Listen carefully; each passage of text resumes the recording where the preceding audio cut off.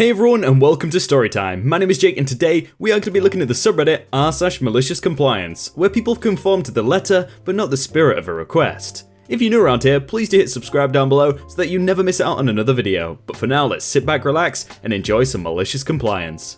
Forced to comply, but still not stupid. In the 1990s, although the Cold War had been winding down, Germany still enforced conscription. It's still on the books today, but not enforced anymore. Not everyone had to serve, as the army had been reduced in size, so only about 50% of the young men of any year had to go in the end. I was one of the unlucky young men going through medical checks, assorted testing procedures, and got a first taste of life in the military. Namely, procedures for procedures' sake, and lots of administrative BS. So I decided to refuse service with the armed forces, a perfectly legal choice, extending my time to serve from 12 to 15 months, and earning the job title of Zivildiensteinstender, someone doing public service, for short Zivvy.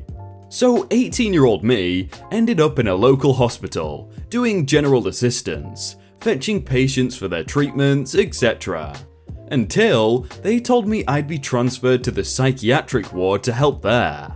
They even included a reminder that under the conscription laws I had no right to refuse that posting.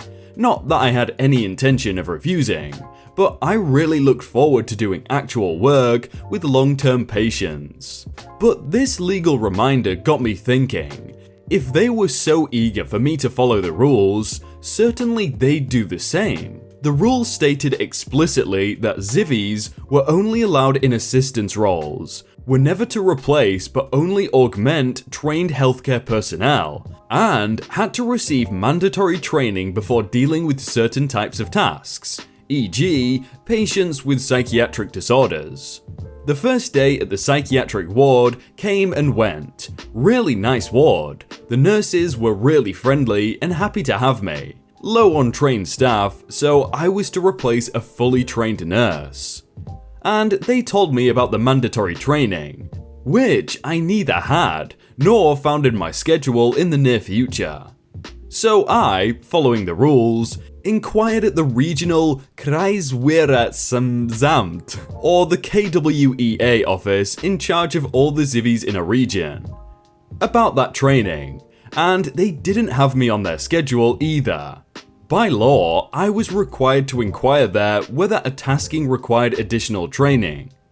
The very next day, the head of nursing furiously called me into his office, asked whether I had been in contact with the guys at KWEA, because he had just received a fax referring to my call and ordering mandatory scheduled trainings for all 40 plus Zivvies at the hospital, between 2 and 4 weeks each, depending on their respective tasks. Apparently, they had always forgotten to notify KWEA of special training requirements, thereby increasing the amount of time they could use us as cheap labor.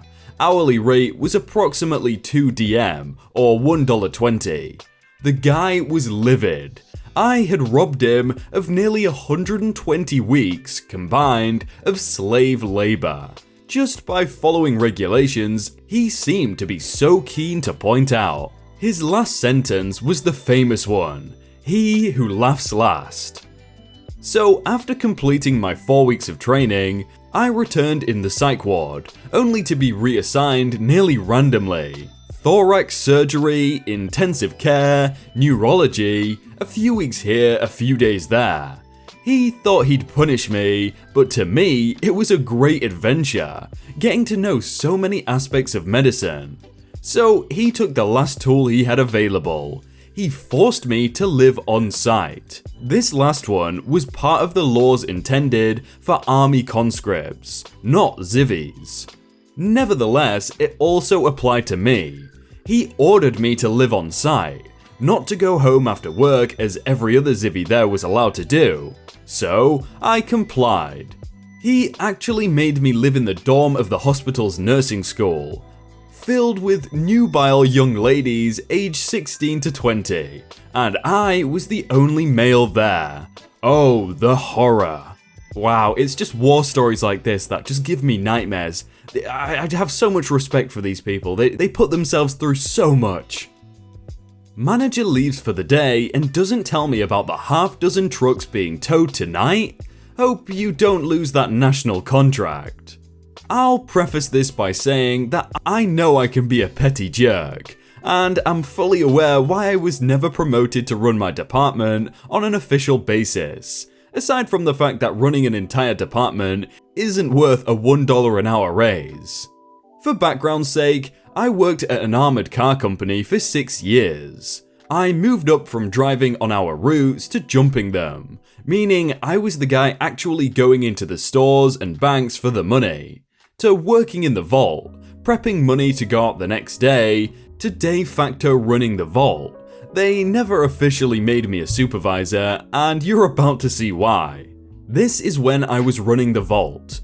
Basically, we were a large satellite branch of a hub branch about 2 hours away. We ran almost 30 routes out of our branch, and didn't have room for a garage to fix the trucks, which broke down constantly. If a truck broke down, we'd have it towed to the hub branch, or if the broken truck was drivable, the hub branch would send out an extra driver on their nightly shuttle to drive it back to them. This is after about a year of me running the department. The workers in the vault work second shift, coming in around 1 PM and working until everything was ready for the next day, usually between 11 PM and 2 AM. All management left the building at 5 on the dot, and from what I can gather, immediately turned off their phones and didn't check their email. In their defense, if I got paid $45K a year to run a branch in the Boston suburbs with almost 150 employees, I'd do the same. Now, I had dealt with my managers directly a lot, all of them. In 6 years, we had 7 branch managers. In my 4 years in the vault, we had 5 of them. And this newest one and I did not get along. He accused me of milking my data entry. Depending on the day, I would have to enter between 800 and 6,000 individual orders to be sent out the next day. And it had to be done in the first 2.5 hours, so the logistic folks could make the routes for the next day. Being bad at my job, and being unprofessional. This one I'll give him. I had gained a reputation for taking initiative and making calls that I shouldn't. Again, I was the most senior person after management left. It was on me and I didn't want the responsibility. To the point where the new manager sent out an email saying, "OP is not to be considered the voice of reason in the vault." Unfortunately for them, they didn't want to hire anyone else, and aside from my bad attitude, I was really good at my job. My strategy to cover my butt would be to send out an email to all managers, knowing they weren't going to read it, stating the problem, who and what it would affect, and my solution. As I knew I wasn't going to get a response that night, I would always end the email in all caps, saying, "This is how I plan to fix this problem, and I will follow through unless I hear back from management before we are done for the night." So, the compliance. One long, terrible Wednesday night, about 9 PM, our nightly shuttle comes from the hub branch. They unload a few ballots of bills and coin, and I noticed they brought 6 extra drivers with them. 6! I walk up to the shuttle driver and say, "Garcia, what's with all the drivers?" He says, Dan wants all the trucks that Andy said need to be fixed. Andy sent you an email with the list of trucks." Andy had not done this, and this was far from the first time I was surprised by having to juggle trucks around in the garage to get one out. We stored most of the trucks inside in a more or less regular pattern, but thanks to trucks blocking others in, even one is a bit of a pain. So I immediately go to my computer, check my email, and there is nothing there. I talk to the shuttle driver, and he doesn't have a list. I call the night manager at the hub branch. He doesn't have the list. I call the branch manager, the assistant branch manager, the morning supervisors, and nothing. Not wanting the drivers to stay so late for no reason, they tend to be volunteers who do their route during the day, then stay until the shuttle leaves to get some overtime. I write an email to all those managers I mentioned above. Trucks to hub. Good evening, guys. Once again, I have been left with instructions to give the hub a truck to fix without being informed of this earlier. To rectify the situation, and so as not to waste overtime, I am giving the drivers the following trucks: 5784, 4486, 5730, 2250, 3310, and 4236. This is how I plan to fix this problem, and I will follow through unless I hear back from management before we are done for the night. Sincerely, OP. Now, obviously, those truck numbers mean nothing to most people. To this particular branch though, these were the best ones. Scanner charges that actually charged the scanners, working AC and heat, a good two-wheeler, and of course, the coveted cigarette lighters to charge phones with. It also just happened that these were the 6 trucks in the center of the garage, where I wouldn't have to shuffle anything around. I knew of at least 2 trucks they actually wanted me to send. They were about 20,000 miles overdue for an oil change, the grille screens had been taken off so the radiator was full of dead bugs, causing it to overheat very easily. Things along those lines. I sent the perfectly good trucks off to the hub branch to have no work done on them, because they were the good trucks. My staff and I finish up for the night, and leave for home about midnight. I immediately turned the ringer off on my phone the second I got into bed. The branch reopened at 4:30 AM, and I got my first missed call at 4:32.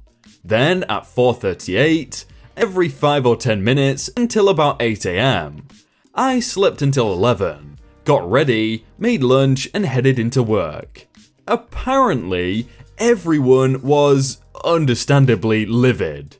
We had had some issues with an enormous new customer, and apparently the late trucks today had put an entire national contract on the rocks.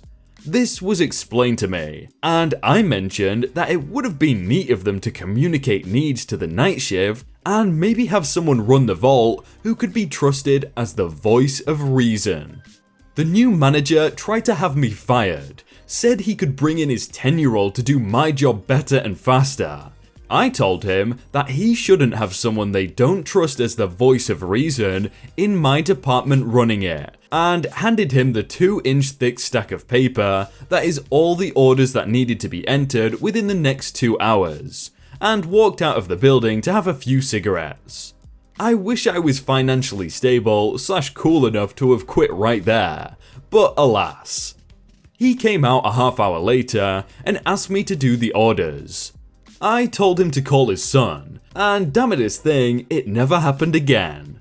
They also finally brought in someone to officially run the department, leaving me to do the exact same thing I had been doing all along, since I refused to keep the staff in line unless they paid me a supervisor. This company had a tendency to hold a promotion above your head for months, making you do the job for less pay, and making sure you show enough initiative before they pay you for the role. You know, this guy was kind of like putting himself down, saying he has a bad attitude towards work, but I would do the exact same thing if I was in that situation. If the people above you are terrible, then I'm not gonna listen to them. Hey everyone, I hope you all had a really good day and that you enjoyed that video. If you want to check out some other videos, then click on screen right now, or check out the playlist down below. If you enjoyed that video, then please do leave a like, and if you want to submit your own stories, then you can do so by joining the Discord in the top link in the description. But thank you so much for watching, and I will see you very soon.